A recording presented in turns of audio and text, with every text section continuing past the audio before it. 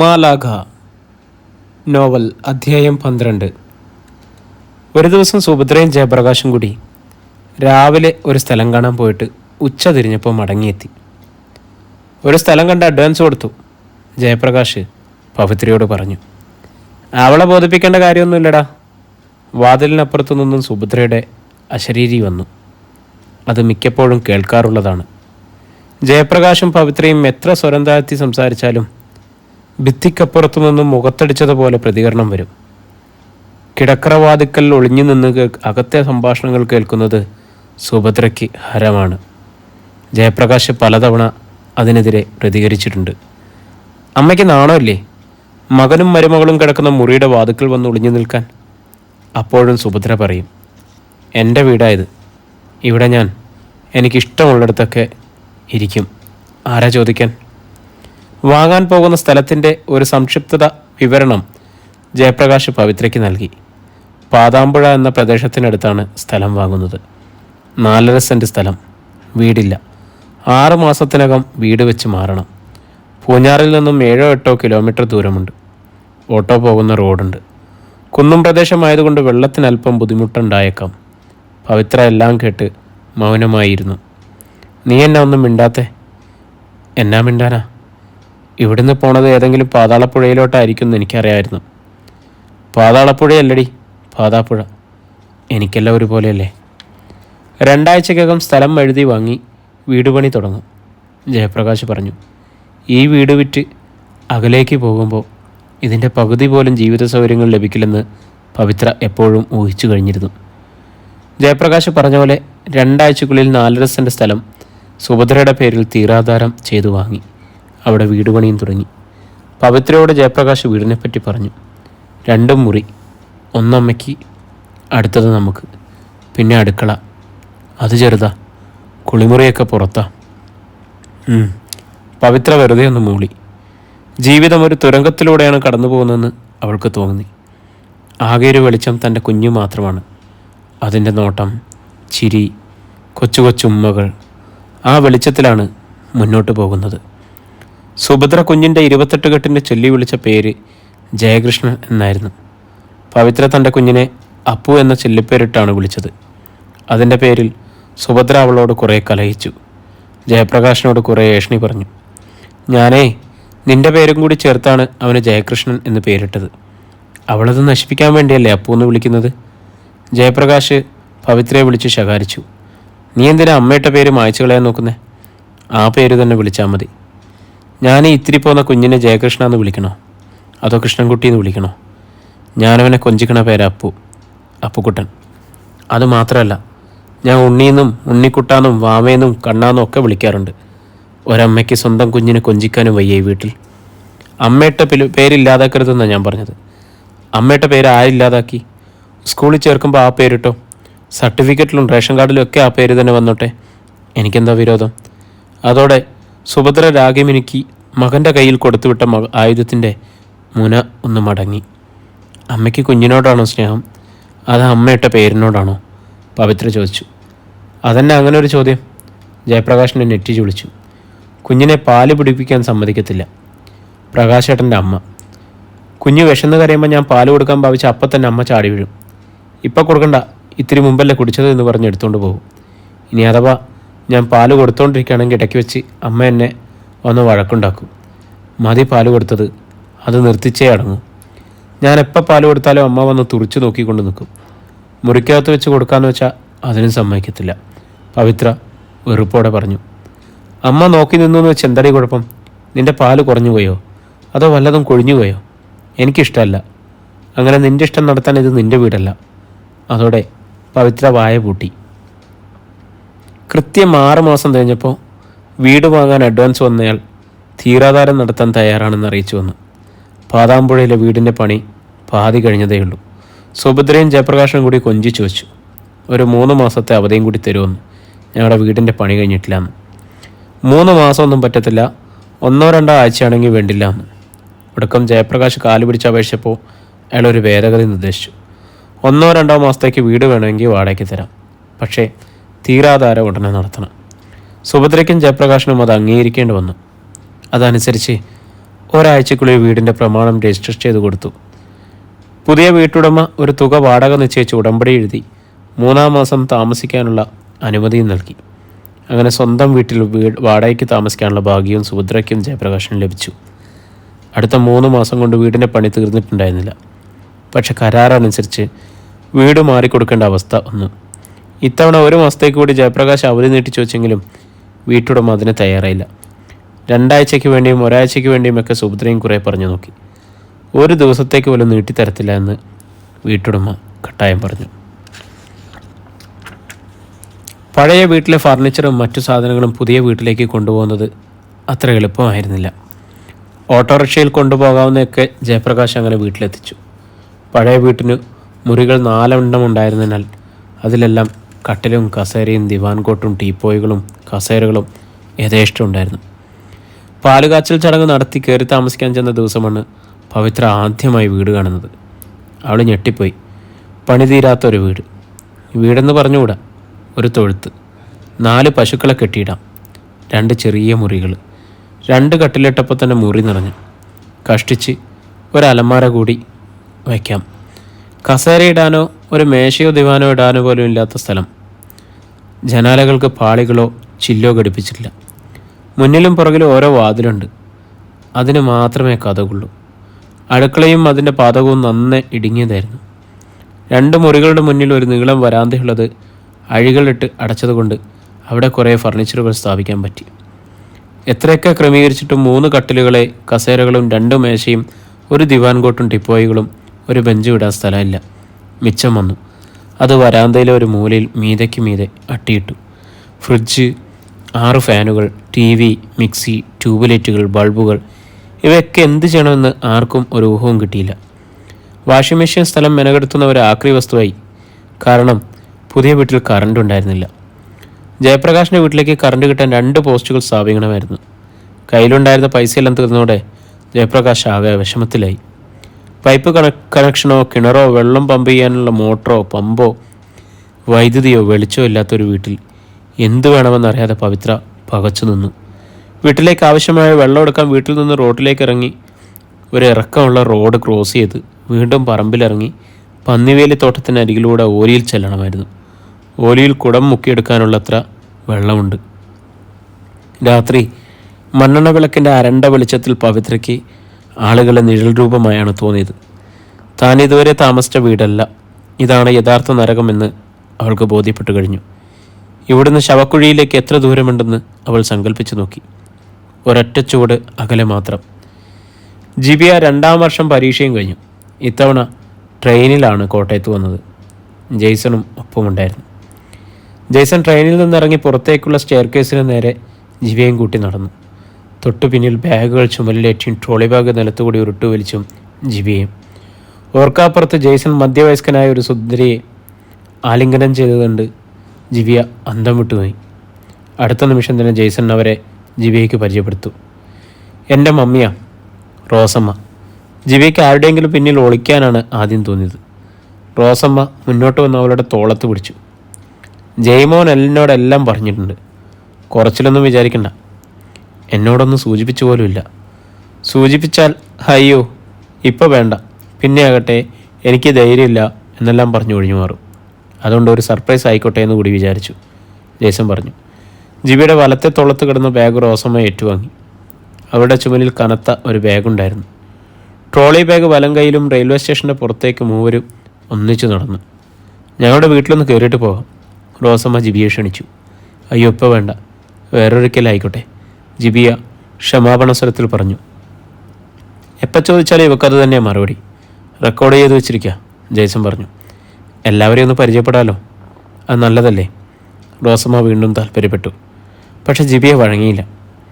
അവളെ ഓട്ടോയിൽ Nagampadam railway bus സ്റ്റാൻഡിലെത്തിച്ച് ബസ്സിൽ കയറ്റി അയച്ചതിന് ശേഷമാണ് ജെയ്സണും റോസമ്മയും വീട്ടിലേക്ക് പോയത്. എങ്ങനെയുണ്ട് മമ്മി നീ കണ്ടിട്ട്? ജെയ്സൺ തിരക്കി.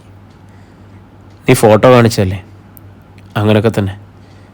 ഗമയെടുക്കാതെ പറ, ഇഷ്ടപ്പെട്ടോ? സുന്ദരിയാ, നിനക്ക് ചേരും, എനിക്കിഷ്ടമായി.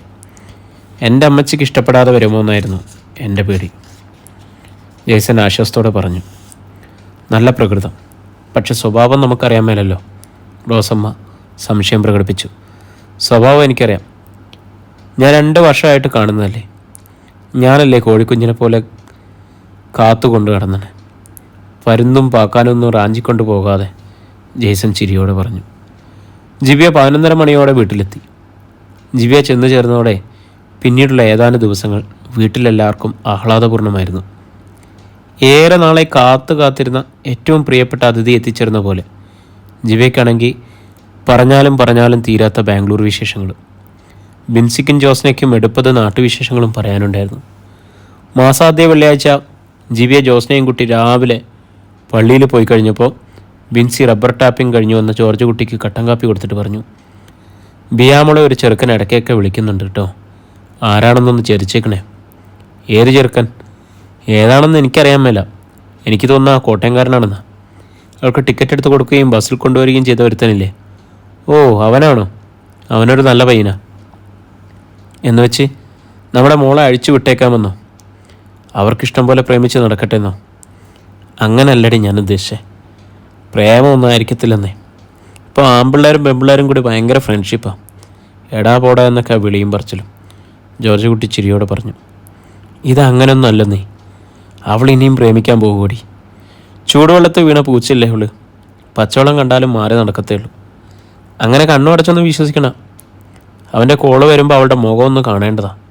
ഞാനൊരു പെണ്ണല്ലേ, എനിക്കത് തിരിച്ചറിയാം ജോർജ് കുട്ടിച്ചായ. ഒരു തിളക്കവും പുഞ്ചിരിയും മൂളിപ്പാട്ടും ഉല്ലാസവും ഒന്ന് ചോദിച്ചു വെച്ചാൽ അതാ നല്ലത്. ജോർജ് കുട്ടി അപ്പോൾ തന്നെ അത് മനസ്സിൽ കുറിച്ചിട്ടു. അധ്യായം 23. ജിബിയും ജോസ്നയും പള്ളിയിൽ നിന്നും തിരിച്ചു വന്ന ഉടനെ ജോർജ് കുട്ടി ജിബിയോട് പറഞ്ഞു, നിൻ്റെ ഫോൺ ഇങ്ങോട്ട് തന്നെ. എന്നാ പപ്പയുടെ ഫോണിന് എന്നാ പറ്റി? എൻ്റെ ഫോൺ എങ്ങോട്ടാ വെച്ച് മറന്നു. അതിലോട്ടൊന്ന് വിളിക്കാനാ. ഈ വീട്ടിലെ പറമ്പിൽ എവിടെയെങ്കിലും കാണും. അതിന് മമ്മിയുടെ ഫോണിൽ നിന്ന് വിളിച്ചാൽ മതിയായിരുന്നല്ലോ. അവിടെ ഫോണിലെ പൈസയെല്ലാം തീർന്നിച്ചിരിക്കുക. പപ്പയുടെ നമ്പറിലേക്ക് ഞാൻ വിളിക്കാമല്ലോ. ദിവ്യ ഫോണെടുത്ത് ജോർജ് കുട്ടിയെ നമ്പറിൽ വിളിക്കാൻ ഭാവിച്ചു. എനിക്കറിയാൻ വിളിക്കാം, നീ ബുദ്ധിമുട്ടണ്ട. ജോർജ് കുട്ടി കൈ നീട്ടി ഫോൺ പിടിച്ചെടുത്തു. നീ പോയി കാപ്പി കുടിക്ക്. ജോർജ് കുട്ടി വെറുതെ തൻ്റെ ഫോണിലേക്ക് ഒരു കോൾ വിട്ട് അകത്തെവിടെയെങ്ങാനും റിങ് കേട്ടോ എന്ന് ചോദിച്ചു. പപ്പയുടെ ഫോൺ ഇവിടെ തന്നെ ഉണ്ട്. ആ മനസ്സിലായി, ഞാൻ എടുത്തോളാം. എന്നാൽ എൻ്റെ ഫോണിങ് തന്നേക്ക്. നിനക്കെന്നെ എത്ര ധൃതി? ഒരു കൂട്ടുകാർ വിളിക്കും. വിളിക്കട്ടെ. ഞാനങ്ങോട്ട് മിസ് കോൾ വിട്ടേക്കാമെന്ന് പറഞ്ഞിരിക്കുന്നത്. നമ്പർ പറ. ഏത് കൂട്ടുകാരിയാ? ഞാൻ വിളിച്ചോളാം പപ്പ. ജിബിയ ഫോണിന് കൈ നീട്ടി. ജോർജ് കുട്ടി മകളെ ഒന്ന് സൂക്ഷിച്ചു നോക്കി.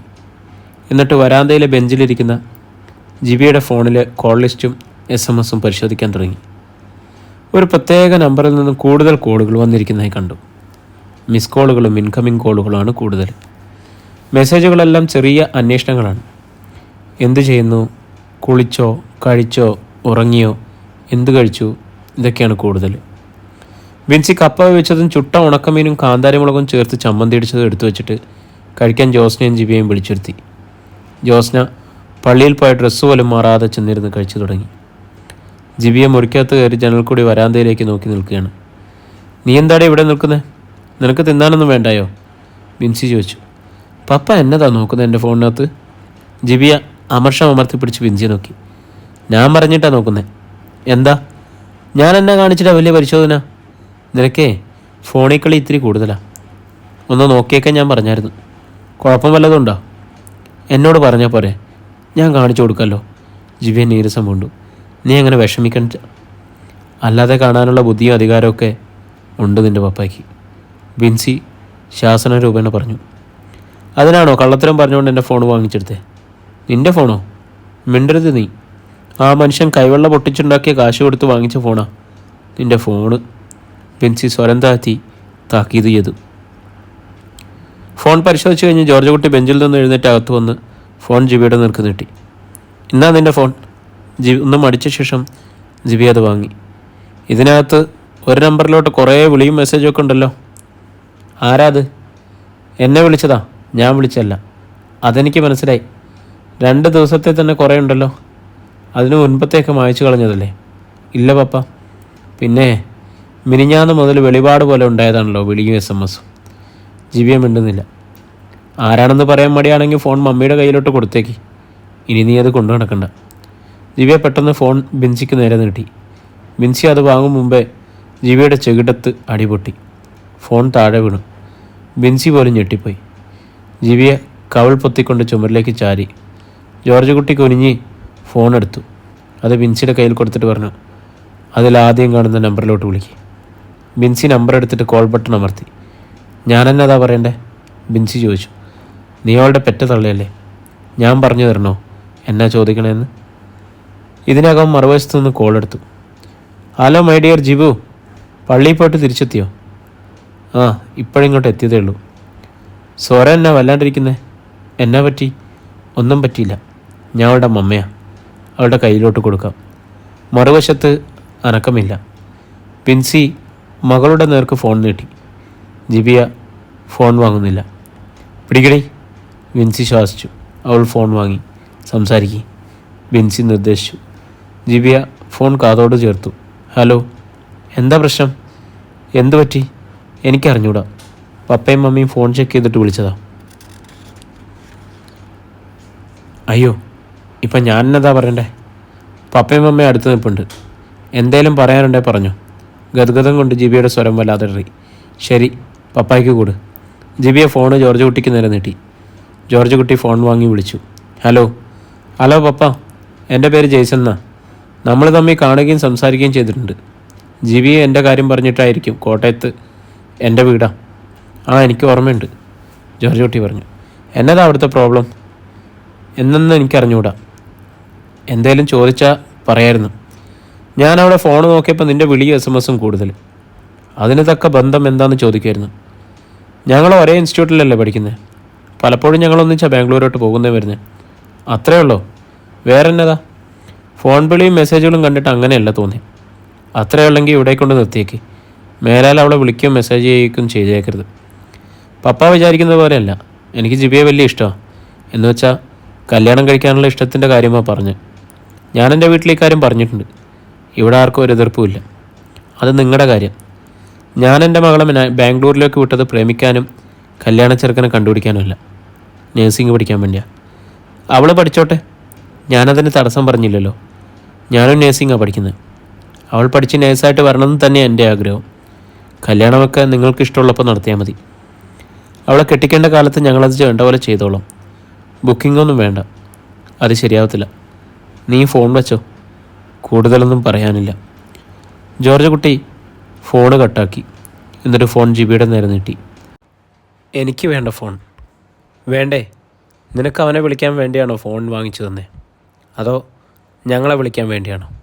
എനിക്ക് ആരെയും വിളിക്കണ്ട. എന്നാൽ നീ ഇനി പഠിക്കാനും പോകണ്ട. ഇവിടെ ഇരുന്നാൽ മതി. 3-4 ആടിനെയും കോഴിയെയും വാങ്ങിച്ചു തന്നേക്കാം. അതിന് പുല്ലോ വെള്ളമോ ഒക്കെ കൊടുത്തുകൊണ്ട് നടന്നാൽ മതി. അതാ നല്ലത്.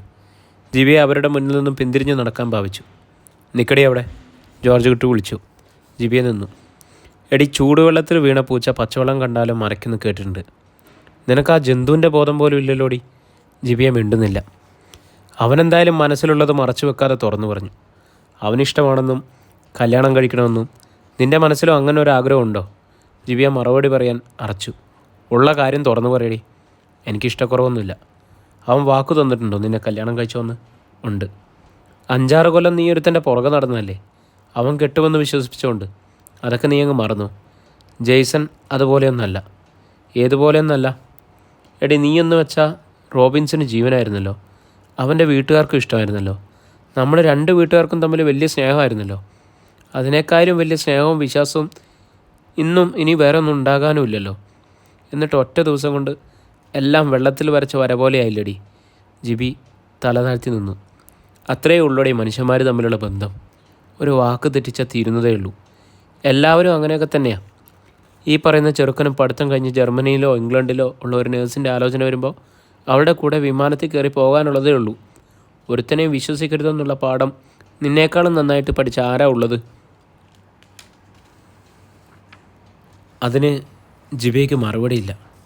നിന്നെ ഇത്രയും വളർത്തി പഠിപ്പിച്ചു കൊണ്ടുവന്ന ഞങ്ങൾക്ക് ഒരു കല്യാണ ചെറുക്കനെ കൂടി തേടിത്തരാനുള്ള കഴിവില്ലെന്നാണോ നിൻ്റെ തോന്നൽ? അങ്ങനെയാണെങ്കിൽ ഇനി നീ തന്നെ നിൻ്റെ കാര്യം നോക്കിക്കോ. പറഞ്ഞ് അവസാനിപ്പിച്ചിട്ട് ജോർജ് കുട്ടി ഒരു ഷർട്ടും ഇട്ടെടുത്ത് പുറത്തേക്ക് ഇറങ്ങിപ്പോയി. അടുത്തത് ബിൻസിയുടെ ഊഴമായിരുന്നു. പ്രേമിക്കാൻ നടക്കുന്നു.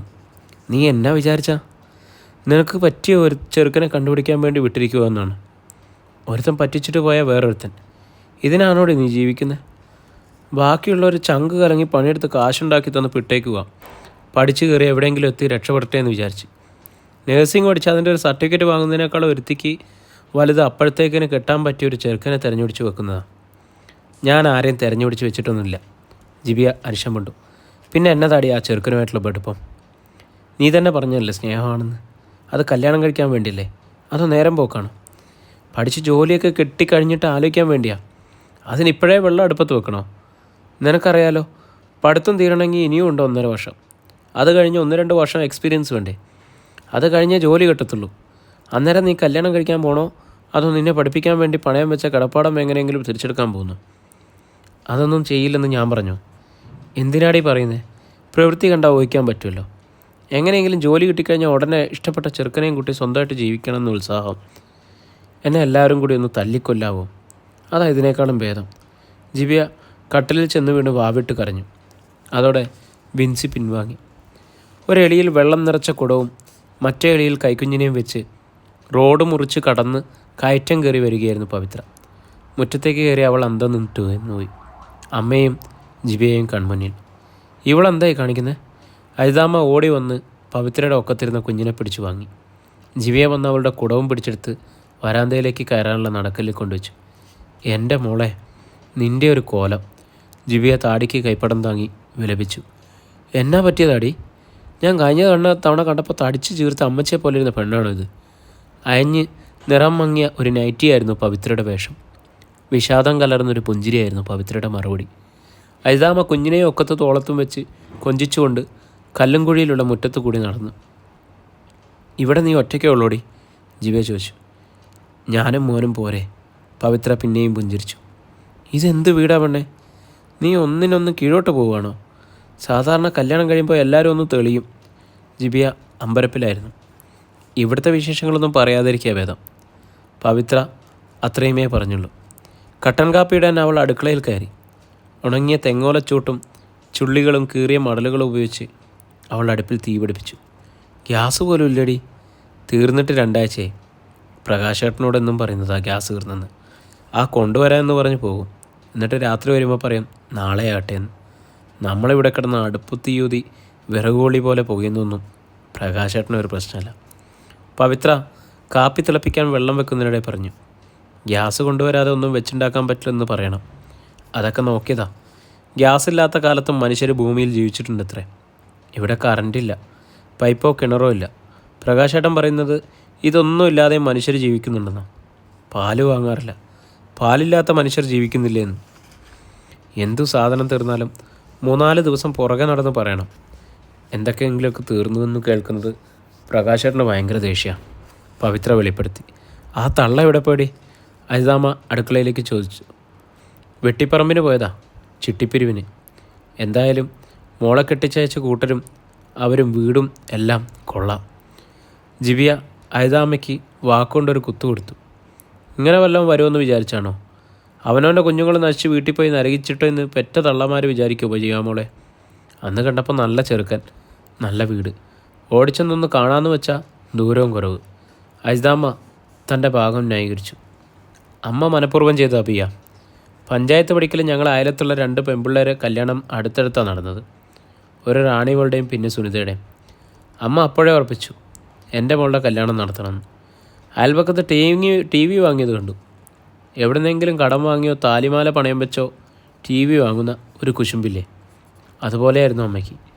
റാണിബോൾക്ക് 24 വയസ്സുണ്ടായിരുന്നു, സുനിതയ്ക്ക് 22. അതൊന്നും അമ്മ കണക്കാക്കിയില്ല. 18 കഴിഞ്ഞാൽ എന്നെയും പിടിച്ച് കെട്ടിച്ചു. അമ്മയ്ക്ക് സമാധാനമായി. ദൈവമേ കഷ്ടം. ജിബിയ മൂക്കിൽ വിരവച്ചു. ഇവിടെ ചുമ്മാ എന്നെ കുറ്റം പറയുന്ന, നീയൊന്നും വിശ്വസിച്ചേക്കല്ലേ? അരിതാമ്മ ഓർമ്മിപ്പിച്ചു. ബിയ, നിനക്ക് കേൾക്കണോ? ചങ്ങനാശ്ശേരിയിൽ നിന്ന് നല്ലൊരാലോചന വന്നതാണ്. നല്ല കുടിവെള്ളം കിട്ടത്തില്ലെന്ന് പറഞ്ഞ് അമ്മയും മാമന്മാരും കൂടി വേണ്ടാന്ന് വെച്ചു. അവർക്ക് സ്ത്രീധനമൊന്നും വേണ്ട, എന്നെ മതിയായിരുന്നു. സമ്മതിച്ചില്ല. കോട്ടയത്തുനിന്നൊരു പട്ടാളക്കാരൻ്റെ ആലോചന വന്നു. അത് വലിയ വീടും പുരയിടും സ്വത്തും. പട്ടാളക്കാരനെ കൂടെയല്ലേ അയക്കുന്നില്ല എന്ന് പറഞ്ഞ് അത് ഉപേക്ഷിച്ചു. അവരും സ്ത്രീധനം ചോദിച്ചില്ല. പിന്നെ തീക്കോയി വാഗമറ്റത്തുനിന്ന് മറ്റൊരു ആലോചന വന്നു. അവർ വലിയ പണക്കാരാണ്, കാറും ജൗളിക്കടയും ഒക്കെ ഉണ്ട്.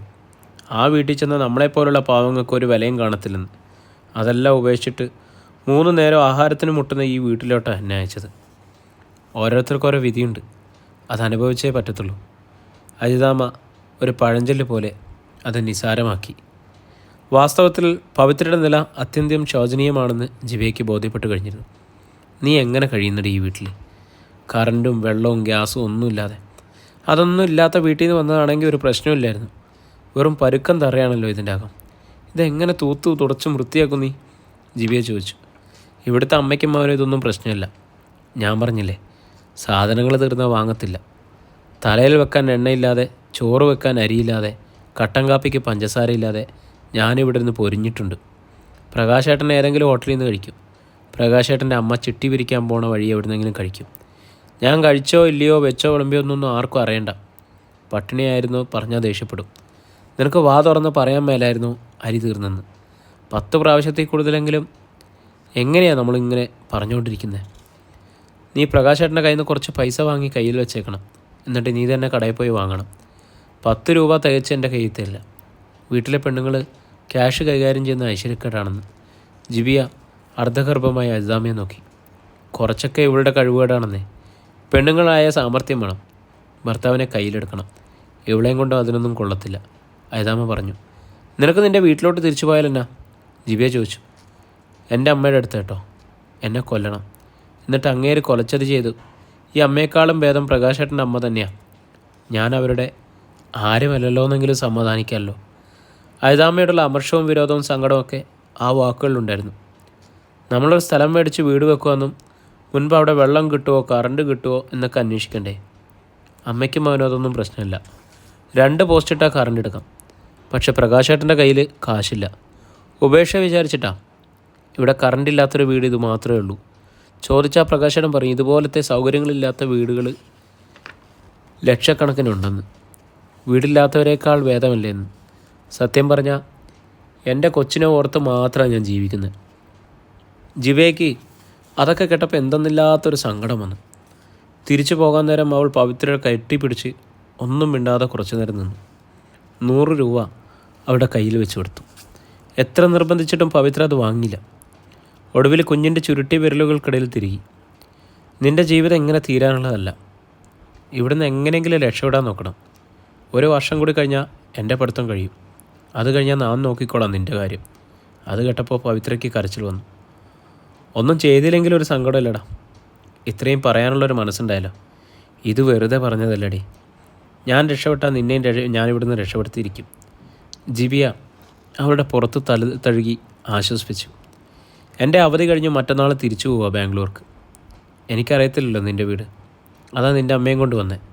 തൃപ്തിയായി. തിരിച്ചു പോകുന്നതിന് മുമ്പ് അജിതാമ്മയും കുഞ്ഞിൻ്റെ കയ്യിൽ 200 300 വെച്ച് കൊടുത്തു. എന്തിനാ അമ്മ ഇതൊക്കെ? ഇതുകൊണ്ടൊന്നും ഒരു കാര്യമില്ല. പ്രകാശേട്ടൻ വാങ്ങിച്ചുകൊണ്ട് പോകും. ഇരിക്കട്ടെ, എന്തേലും ആവശ്യം വരും. തിരിച്ച് പാതാമ്പുഴ ടൗണിലേക്ക് നടക്കുമ്പോൾ ജിബിയ അജിതാമ്മയോട് പറഞ്ഞു, നിങ്ങൾ അമ്മയും അച്ഛനും മാമന്മാരും കൂടെ അവിടെ പോകണം കേട്ടോ. അവളെ കണ്ട് ആശ്വസിപ്പിക്കണം. എങ്ങനെയിരുന്ന പെണ്ണാ? ഞങ്ങൾ പഠിച്ച സ്കൂളിൽ പോലും ഇത്രയും മിടുക്കിയും സുന്ദരിയായിട്ടൊരു വേറൊരു പെണ്ണില്ലായിരുന്നു. അവളുടെ ജീവിതമാണ് നിങ്ങളെല്ലാവരും കൂടി ഒരു നരകക്കുഴി കൊണ്ടിട്ടിരിക്കുന്നത്. അജിതാമ്മ അവളുടെ സംസാരം കേട്ട് വിസ്മയാധീനമായി. ഇത്രയൊക്കെ പറയാനുള്ള വിവരമുണ്ടോ ഈ പെങ്കൊച്ചിന്?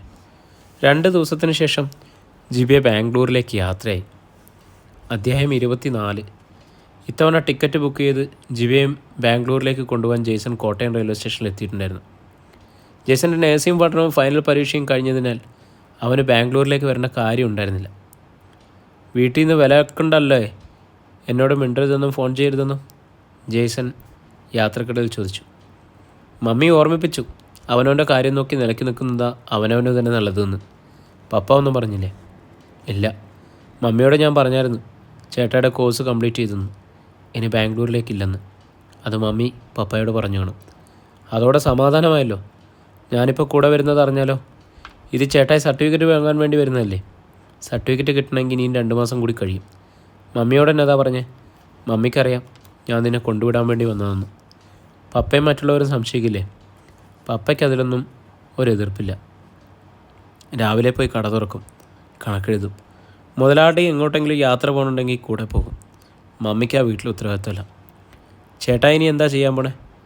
എവിടെയെങ്കിലും ജോലിക്ക് കയറണം. കോഴ്സിൻ്റെ കംപ്ലീറ്റേഷൻ സർട്ടിഫിക്കറ്റ് മതി അതിന്. എന്തെങ്കിലും പ്ലാൻ ചെയ്തിട്ടുണ്ടോ? നോർത്തിൽ എവിടെയെങ്കിലും നോക്കാം, ബോംബെയോ ഡൽഹിയോ. നീ അടുത്ത വർഷം കോഴ്സ് കംപ്ലീറ്റ് ചെയ്ത് വരുമ്പോഴേക്കും നിനക്ക് കൂടി വരാൻ പറ്റുന്നൊരു സ്ഥലമായിരിക്കണം. കേരളത്തിൽ തന്നെ നോക്കിയാലോ? കേരളത്തിൽ GNUകാർക്ക് ശമ്പളം കുറവാണ്. നോർത്തിൽ പോയാൽ വേറൊരു ഗുണം കൂടിയുണ്ട്, ഹിന്ദി പഠിക്കാം.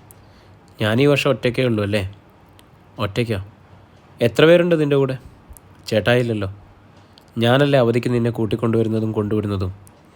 ജെയ്സൺ സാന്ത്വനരൂപേണ പറഞ്ഞുവെങ്കിലും ജിബയ്ക്ക് മനസ്സിൽ വിഷാദം ഉറഞ്ഞുകൂടി. തൻ്റെ സുരക്ഷിതത്വം നഷ്ടപ്പെട്ടതുപോലെയുള്ള ആശങ്ക അവൾക്കുണ്ടായി. വിളിച്ചാൽ വിളി കേൾക്കാനും ഓടിച്ചെല്ലാനും കയ്യെത്തുന്ന അകലത്തിലുണ്ടായിരുന്ന ആൾ പോവുകയാണ്. പിറ്റേന്ന് രാവിലെ ബാംഗ്ലൂരിലെത്തിയപ്പോൾ ശേഷം ജെയ്സൺ ജിബയെ ഷോപ്പിംഗ് മാളിൽ കൂട്ടിക്കൊണ്ടുപോയി. അവൾക്ക് അത്യാവശ്യം വേണ്ടുന്ന സാധനങ്ങളെല്ലാം വാങ്ങിക്കൊടുത്തു. ഞാനില്ലാത്തപ്പോൾ ഇതൊന്നും പുറത്തുപോയി വാങ്ങിക്കേണ്ട, അതിന് വേണ്ടിയിട്ടാണ് ജെയ്സൺ അവളെ ഓർമ്മിപ്പിച്ചു. ഞാൻ പോയി കഴിയുമ്പോൾ പലരും നുഴഞ്ഞു കയറാൻ നോക്കും. അതിനൊക്കെ പല പല സൂത്രബുദ്ധികളുമായിട്ട് വരും. ആര് വരുമെന്നാ? ജിബിയെ വിസ്മയം കൊണ്ടു. വേറെ ആമ്പിള്ളേർ, അല്ലാതാരാ? എന്നെ വിളയ്ക്കാനോ? ജിബയ്ക്ക് ചിരി വന്നു. എന്താ സംശയം? ഞാനും ചേട്ടായും തമ്മിലുള്ള സ്നേഹം അറിയാത്ത ആരാ ഉള്ളത്? നമ്മളെ പിരിക്കാൻ ആര് നോക്കിയാലും പറ്റുമോ എന്നൊക്കെ നമുക്കിപ്പോൾ തോന്നും. ഞാൻ രംഗത്തില്ലെന്ന് കാണുമ്പോൾ പലരും അംഗത്തിനിറങ്ങും. നിനക്ക് ആണുങ്ങളെ അറിയാനിട്ടാ. ഞാൻ എത്ര പേരോട് ഫൈറ്റ് ചെയ്തിട്ടാണ് നിന്നെ കിട്ടിയത്? ഫൈറ്റ് ചെയ്തെന്നോ? ആരോട്? നിന്നെ പലർക്കും നോട്ടമുണ്ടായിരുന്നു. ഞാൻ നിന്നോട് മിണ്ടിയ എൻ്റെ പല്ലിടിച്ച് താഴെ ഇടുന്നതെന്ന് വരെ ഭീഷണിപ്പെടുത്തവന്മാരുണ്ട്. പ്രിയമുള്ളവരെ, നമ്മുടെ ഈ നോവൽ ഇവിടെ തുടരുകയാണ് കേട്ടോ. ഇതിൻ്റെ അടുത്ത അധ്യായത്തിനായി നമ്മുടെ ചാനലൊന്ന് സബ്സ്ക്രൈബ് ചെയ്യുകയും ബെല്ലൈക്കൺ അമർത്തുകയും ഒക്കെ ചെയ്യണം. ഇതിൻ്റെ അടുത്ത അധ്യായമായിട്ട് നമ്മൾ നാളെ വീണ്ടും കാണും. അപ്പോൾ എല്ലാവർക്കും നന്ദി, നമസ്കാരം.